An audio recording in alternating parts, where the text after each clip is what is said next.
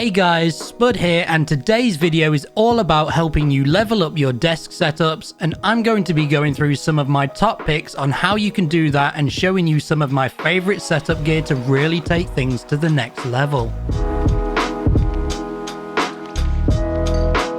I've been building up my setup for almost 4 years now, and it started out as a completely basic desk setup and has grown into what you see here today. So I'm going to give you a few quick and handy tips on how you can build up your setup into something epic, and hopefully you'll find some helpful stuff. If you do and you enjoy today's video, please make sure to drop a thumbs up as it helps out so much, and make sure to let me know what you think in the comments. I'll have links to everything in the description, and if you have any questions, drop those in the comments too, or you can join my Discord server. Right, so let's crack on.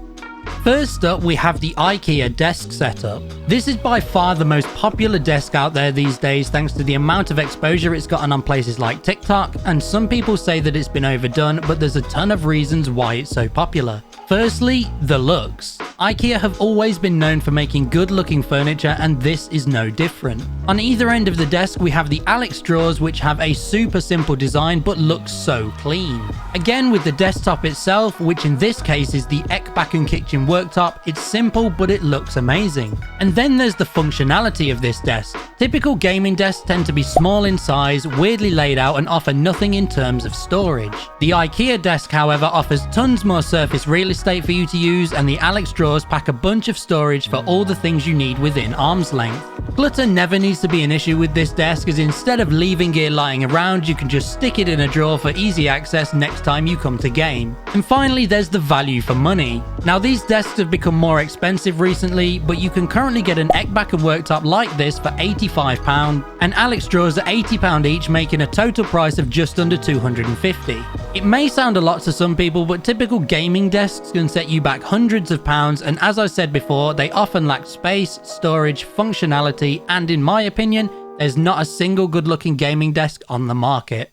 Now this one is more for content creators out there, but lighting is one of the most important things that you should focus on getting right. You can actually make footage taken on a low-end camera look way better by making sure that the lighting is good. There are plenty of options out there ranging from cheap lighting to super high-end professional stuff, so which ones you go for would depend entirely on your budget and purpose. In my setup, for example, I use these two key lights from Elgato, which are located on either end of my desk. They come in at £190 each, and I went for these ones in particular as they look good, are very well built, and can be fully controlled from my phone, my PC, and best of all, my Stream Deck. And this allows me to adjust the brightness and color temperature without having to reach up to the lights every single time. As I mentioned, there are cheaper lights out there that will do the trick, they just tend to lack features and sometimes build quality, but it's all down to personal preference on that. And sticking with lighting briefly, if you're gaming or even just working from home, I highly recommend picking up one of these monitor light bars. Now some people think these are more of a gimmick, but I think they're fantastic. They're great for lighting up the surface of your desk in low light situations and actually help reduce the strain on your eyes when sitting in front of a monitor for long periods. And of course, because it sits on top of the monitor, it doesn't take up any desk space, leaving it less cluttered. Again, there are many versions with varying price tags and features, but this particular one is the BenQ Screen Bar Halo and is £149. I like this one because it comes with a wireless control puck on the desk to control the power, brightness, and color temperature. It's definitely not an essential product, but personally I think it's very practical and certainly a great setup addition. Now, RGB lighting has long been one of the quickest and easiest ways to add some color and vibrance to your setup. There are so many RGB products on the market these days, and so many ways that you can add some customization to your setup and really make it your own. As you can see, I have a lot of RGB lighting in here, such as the Govee neon rope behind my monitors, Govee glide bar around my shelf, the Nanoleaf panels on both sides of my room, and the trusty strip lighting on my desk and other furniture in here. Now you don't necessarily need to add a crazy amount of lighting like this. Maybe you're going for a more minimal or toned down setup. Add in something as simple as some LED strip lighting to the bottom of your desk or the backs of your monitors can be a great way to add some color and character to the setup without being over the top and overwhelming. Even setting the lights to a warm white can really give your setup that extra homely feel. When it comes to making your setup look as good as possible, cable management can absolutely make or break your setup. You can spend hundreds or thousands on building a high-end desk setup, but if you don't manage those cables properly, then it just does not look nice. Properly cable managing can take a bit of time and patience to do, especially if you have a lot of gear, but personally I think it's more than worth it for how clean it makes the setup look.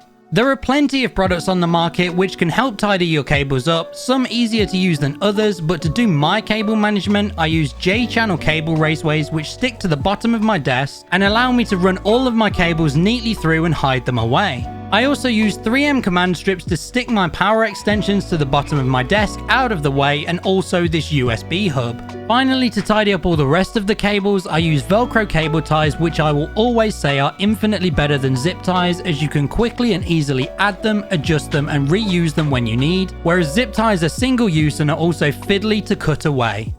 My final tip for this video is about adding decoration to your setup to really personalize it, and in particular these pegboards from IKEA. I've mentioned these a lot before, including my recent budget setup ideas video, and these remain one of the best cheap ways to add character and personalization to a setup. At just £15 for the pegboard and a few pounds each for accessories like hooks and tubs, they are a super cheap way to display the items in your setup that best show off your personality. Whether it's keyboards, headsets, or even items that show your other interests like I have with these racing helmets, the pegboards offer a cheap and effective decoration option and allow you to make your setup reflect who you are as a person. I will never stop recommending these, as I think they are just a brilliant idea and the cheap price makes it even better.